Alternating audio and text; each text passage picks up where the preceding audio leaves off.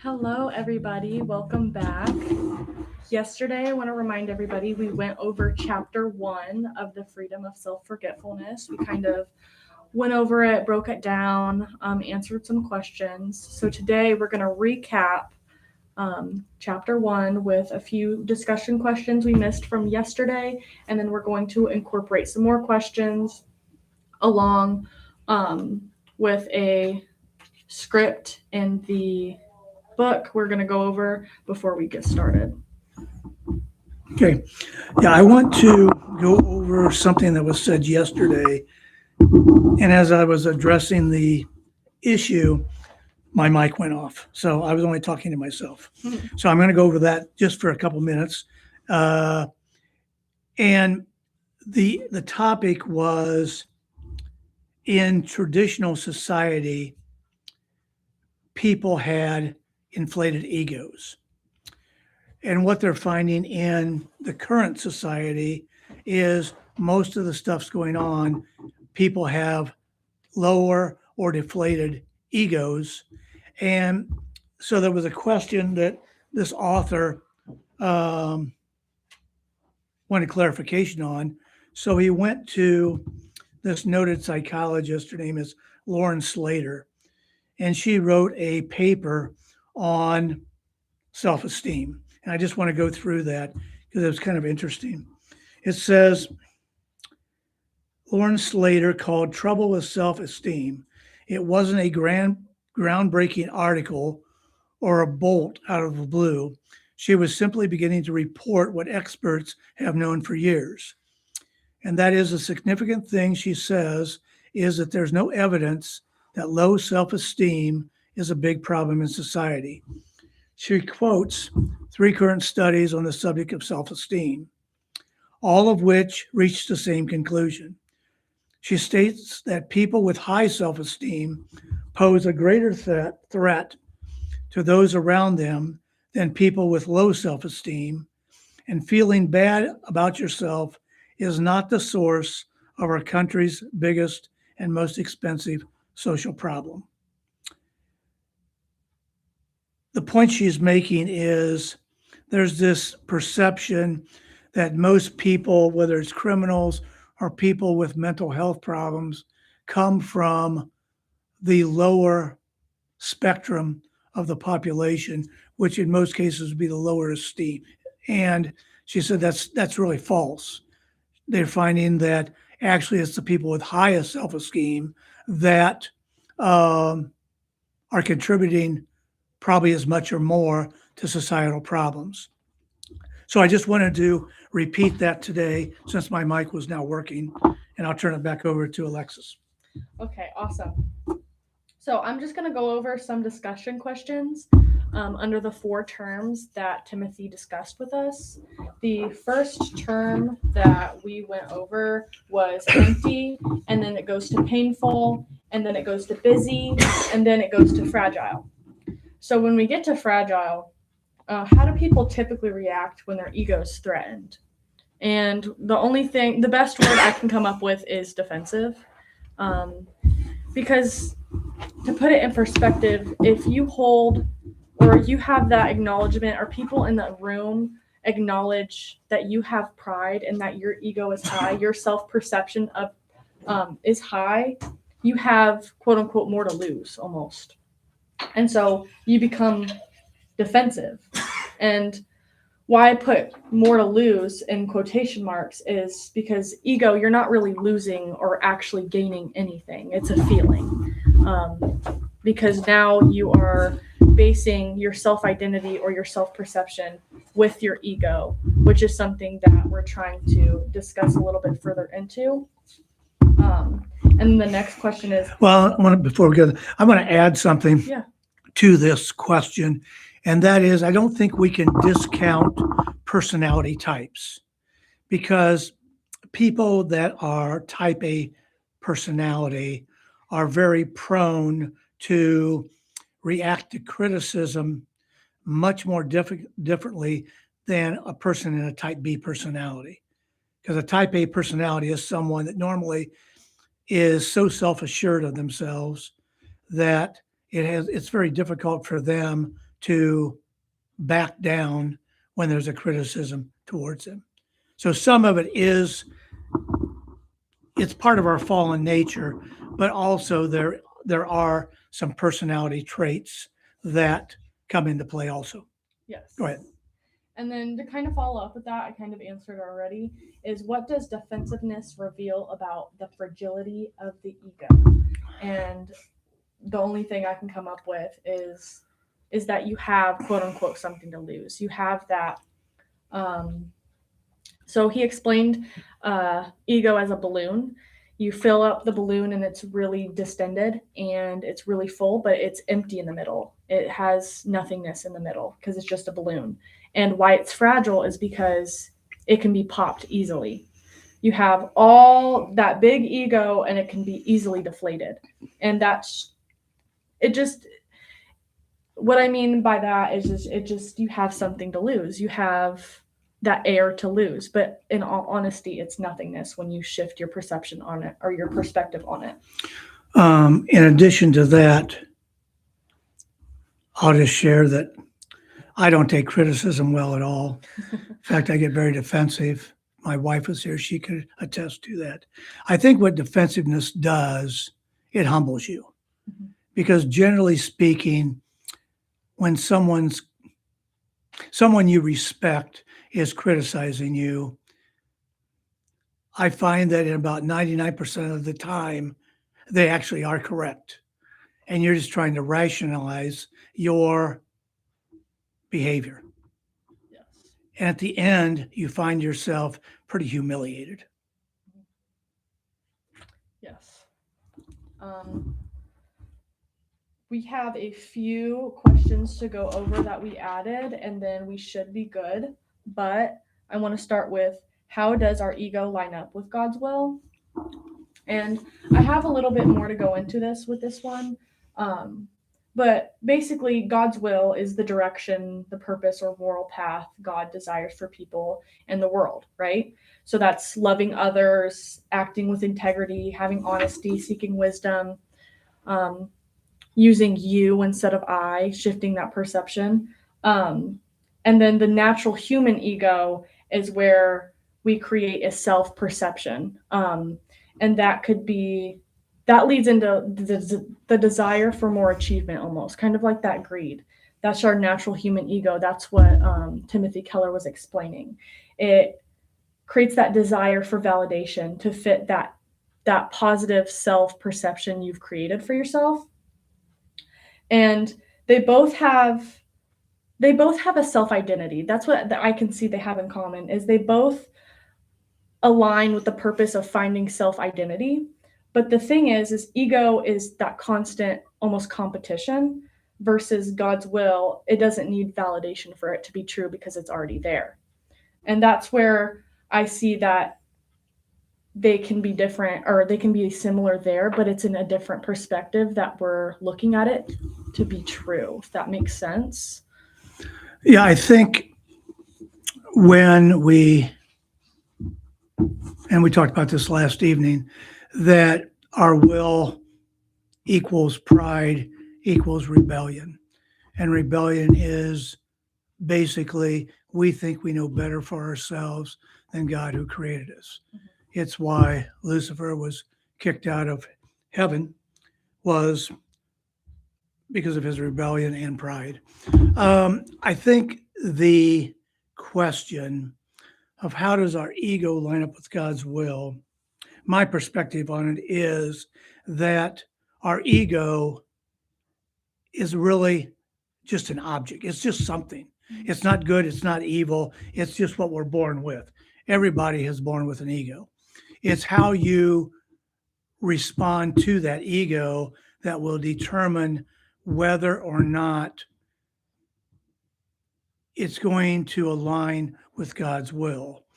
And I think, and Pastor Keller is going to get into more of this in the second and third chapter, but I think one of the keys is we have to reach that point that we realize God's will is perfect and our intentions, our plans are imperfect. because his ways are higher than our ways and his thoughts are higher than our thoughts. So I think it's a matter of the alignment to me is, can I submit to his will? Because if I submit to his will, my ego then is in neutral. I don't know if that makes sense. Makes perfect sense to me. Yeah. And I think that really is kind of the starting point. Because it can align. Yeah. Okay. Okay. Yes. Getting into question 2, it's how does healthy competition compare to unhealthy competition, which recently I'm dealing with healthy and unhealthy competition. And I want to say that competition itself isn't necessarily bad. In the book, it's compared, or competition is compared to the ego, and it's almost perceived as a negative thing. But I think that it's your motive or your tension behind the competition that really is the key factor here. So when we get into the healthy versus the unhealthy, when we have healthy competition, it's driven by almost like that need for self-improvement or that want for self-improvement. In my case, I would align my competition currently. It is kind of unhealthy. And it wouldn't be kind of unhealthy, Alexis. It's terribly unhealthy. Because this is about winning and losing. I'm going to give you, Alexis is going to be doing a debate at her school, and she's the president of the Senate, and her adversary is the Speaker of the House. Yes. And currently, they don't agree on much, anyways. One has a pride problem, and one has a greater pride problem. So, as they go through this debate, I'm asking that all of you would be praying for Alexis, that she would be able to balance her ego with her delivery in this debate. And we'll report back. In fact, we're going to see if we can broadcast it and use it one week as part of our podcast. Yes. That would be really funny. But when we get into the unhealthy competition, what I put down is I need to beat you to feel worthy. The difference in my competition being unhealthy and this competition being unhealthy is I do hold my pride very high when it comes to this because I'm so well knowledged in this government course right now, and I know how to convey my points very well. You can have a point, but it's about if you can convey it or not. Mhm. So I do think that I'm going to win. Okay. On a more healthy basis here, I think we have to understand unhealthy competition versus healthy competition. If we can think of the fact that each of us have been given gifts and skill by God, we didn't create them, and we really haven't developed them. It's His desire to give each of us certain skills and abilities. And I think the competition, the healthy competition, is recognizing where those skills and abilities flow from. Because when you realize that, it gives you a very different perspective on the value of winning and losing. Mm-hmm. It's something that we sincerely hope Alexis can get some understanding of here in the next few weeks. Yes. Because I know she's very knowledgeable in her government class, and she prides herself in letting us know that. So we'll go ahead. Okay. Getting off this topic, Yes. we have our last question, and then I believe that is it for this recap. And thirdly, how can our gifts be used in a manner not to boost our ego? I put is don't avoid ego by pretending you're not gifted, but avoid ego by changing the purpose of it. So it's kind of what you just said. So instead of like the look at me, I'm more superior than you are, it's how can I serve the role that I'm given? Well, I think yeah, I agree with you. Yeah. To go on to that a little further, it's not only do I have superior gifts, it's how I perceive those superior gifts. Mhm. Because my perception of it will determine my attitude towards it. And my attitude towards it will be how I respond in the debate. Yes. And that's what I'm doing. I am not pretending I'm not gifted, but Yeah, false humility is as bad as pride. yes. They both have the same outcome. Hmm. Yes. And this isn't a bash Alexis recap today. This is just a funny story. It is. No, but in all honesty, I'm not concerned with if I do lose or if I do win. I am to an extent. I am very confident in that I'm going to win, but if I don't, it will not crush my ego. Because Oh, and you could be at the I confessional know, altar before this is over. I know I need to go repent. Well, not at this point, you don't, because nothing's happened at this point. Right. It's still in a thought in your mind. Yes. It hasn't played out. Right. And we have to understand that the thoughts in our mind are neutral. Mm-hmm. It's how we activate those thoughts, how we carry out the thoughts, which either generates good or evil. Yeah. Yeah. I am promoting the good, but I cannot promise there won't be evil. And that's just from my that's just from my current situation. We're all in a process. We're on a process, and you'll learn Yes. through this study what you need to learn, I will. whatever it may be. And so will my opponent. We can only hope. Huh? I think okay. I think that is all the questions we have for today. Do you have anything else to add? The only thing I would add is, and just briefly go over it, we covered 4 aspects of ego. Yes. The first one was that ego is empty, which means it's meaningless. It's basically vain. Secondly, we covered ego is painful, and that tied into when we are criticized or we're approached and it hurts our feelings. That is a painful response to our ego. Yeah. The third thing that we covered last night was that our ego is very busy. And by that, Pastor Keller was talking about our ego is busy because we're always constantly feeding our ego to boost what we may or may not be. Mm-hmm. So we spend so much time making our ego the centerpiece of our daily activity. And finally, our ego is fragile and it's easily bruised, especially depending on how I respond or we respond to whether it's constructive or negative criticism. So those are his 4 points in this first chapter. And then Monday, we will be starting chapter 2, which is entitled, have it here for a minute, just a minute here. It is entitled The transformed view of self is what chapter 2 is titled. Very good. Yes. So we'll be back Monday to discuss that chapter. And then on Tuesday, we'll have a brief recap of the preceding day's discussion.